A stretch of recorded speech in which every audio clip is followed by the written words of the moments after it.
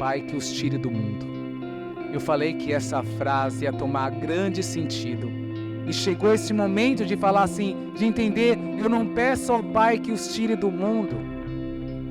E eu entendo que se a gente ficar nessa terra, existe um risco. Eu que sou batizado, você que é batizado, fica nessa terra.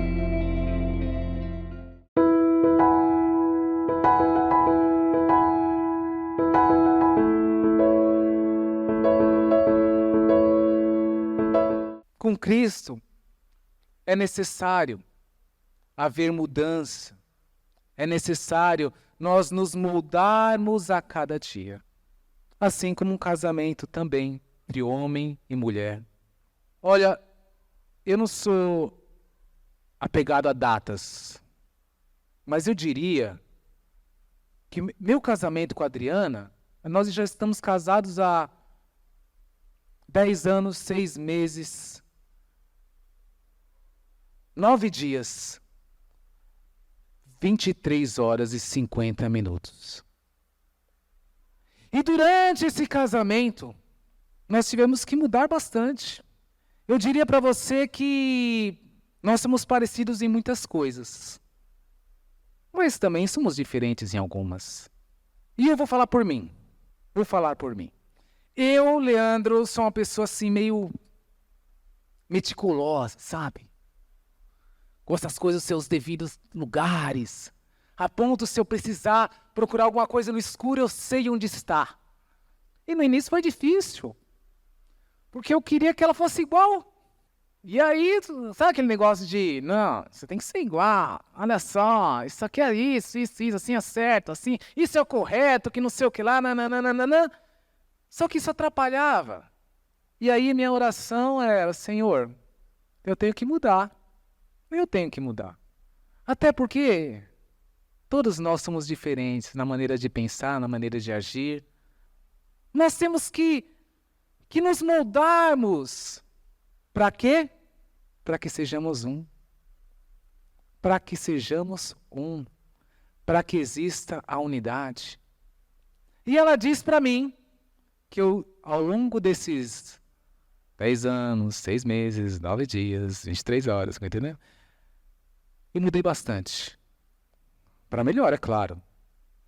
Eu mudei bastante. E eu acredito nela. Mas eu não consigo enxergar o tanto que eu mudei.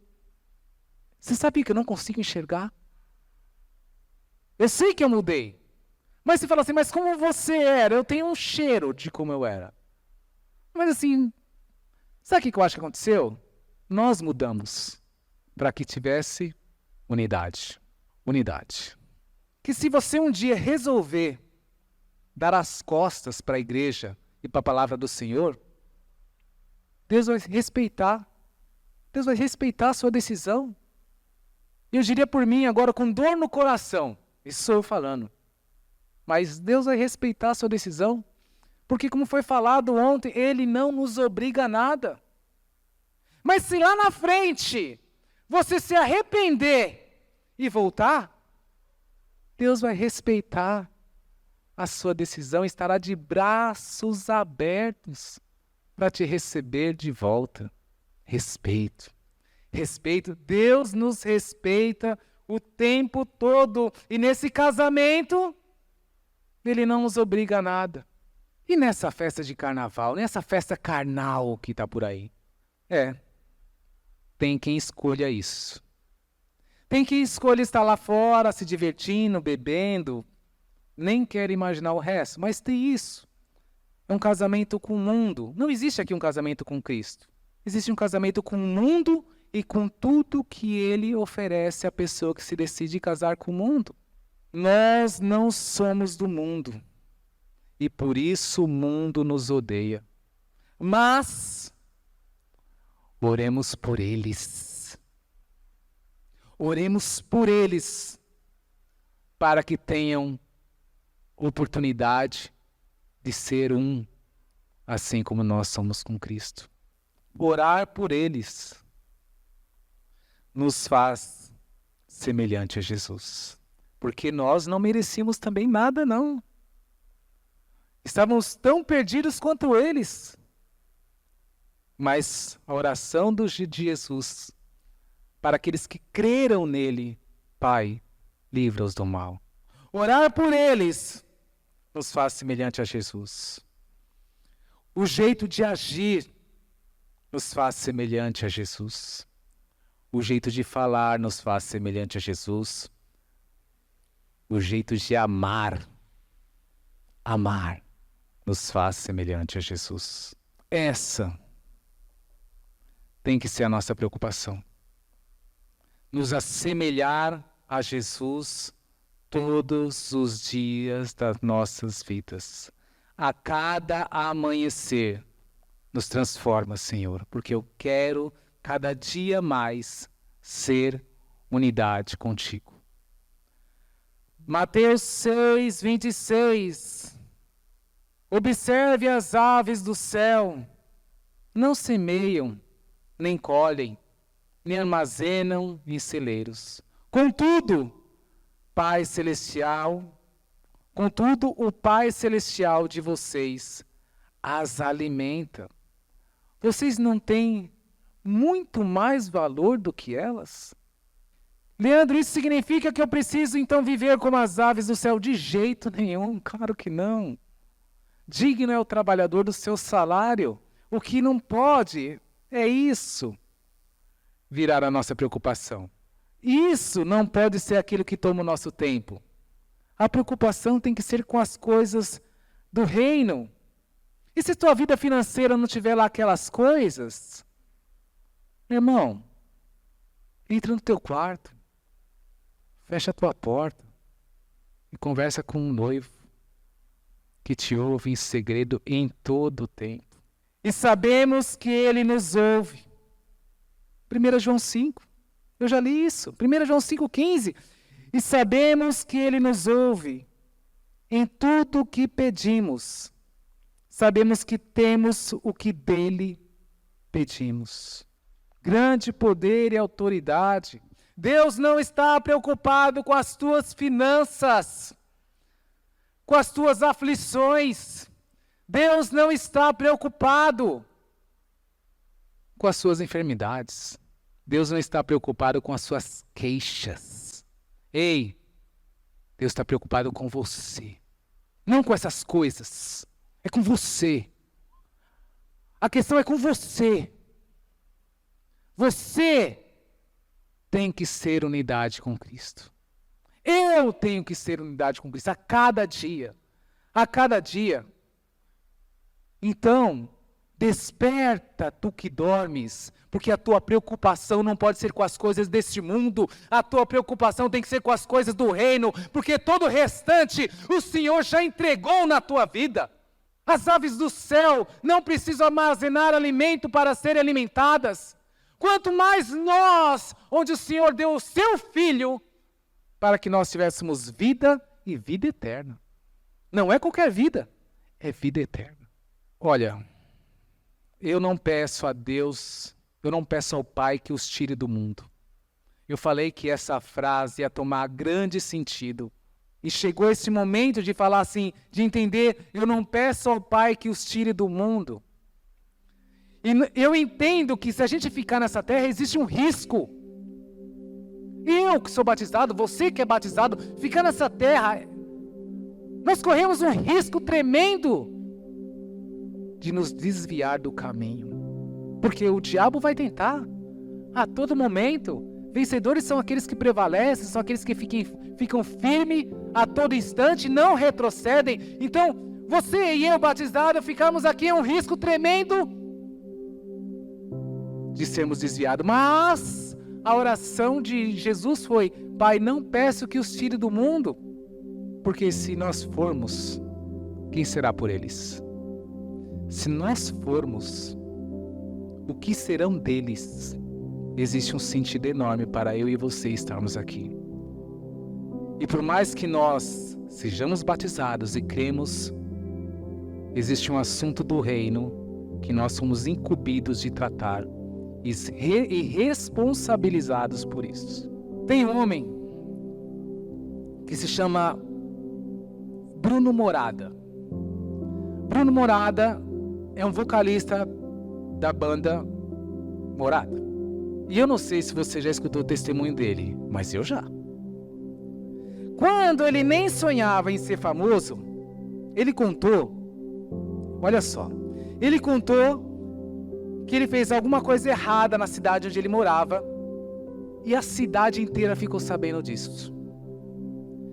E ele conta que a situação era, e detalhe, o pai dele era pastor. E ele conta que a situação era tão tremenda que às vezes ele falava assim que era coisa de filme, parecia coisa de filme. Às vezes ele chegava no restaurante, as pessoas estavam conversando, quando ele botava o pé dentro, sabe aquele buraco no som? E todo mundo ficava olhando para ele.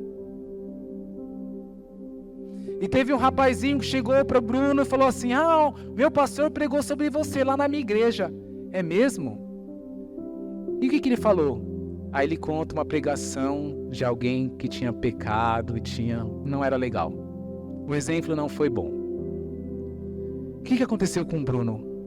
Ele começou a se sentir culpado. Ó as artimanhas do diabo. Olha as artimanhas do diabo. Ele começou a se sentir culpado por aquela situação. E aí, ele resolve passar uma corda, fazer um nó, botou no pescoço. Olha só. E na hora de pular, ele viu um estádio cheio de pessoas. Ele viu aviões. E é engraçado que ele está contando esse testemunho para Valadão, para Ana Paula Valadão. E quando ele falou assim que ele viu o estádio cheio de pessoas e viu os aviões, a Valadão fala assim para ele assim: ele te mostrou os aviões? Porque ela também tinha tido uma revelação dessa um tempo atrás. Mas continuando, aí ele escutou uma voz doce demais, dizendo o seguinte. A voz não falou, olha só, a voz não falou para ele: ei, não faça isso, pare por aí. A voz não disse isso. A voz disse: você será um canal entre mim e eles. Você será um canal entre mim e eles. E ele tirou a corda do pescoço. O testemunho continua, é enorme, é lindo e maravilhoso. Não dá para contar ele aqui. Mas ele não se matou. Escuta, traz isso agora para a tua vida. Você é um canal entre mim, Deus, e eles. Você e eu somos um canal. Nós somos a voz do Senhor. É responsabilidade nossa sermos esse canal. É impossível não lembrar da frase: um canal de águas vivas que sai do trono de Deus. Um canal. Essa é a nossa preocupação. Não se preocupe com o mundo, seja o canal. Não se preocupe com as dívidas, seja o canal. Não se preocupe com o que acontece à sua volta, seja o canal, seja o instrumento, seja o vaso. Mas esse aqui é o curso da vida financeira, e sabe como é que é, né? A minha vida financeira, ela não tá tão boa assim.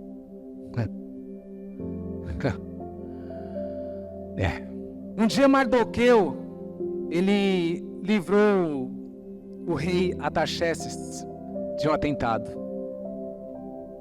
Ele livrou o rei de um atentado e não ganhou nada com isso. Mas teve um dia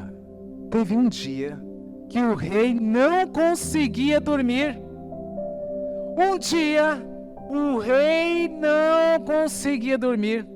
Esther 6:1. Mardoqueu não tinha ganhado nada com isso.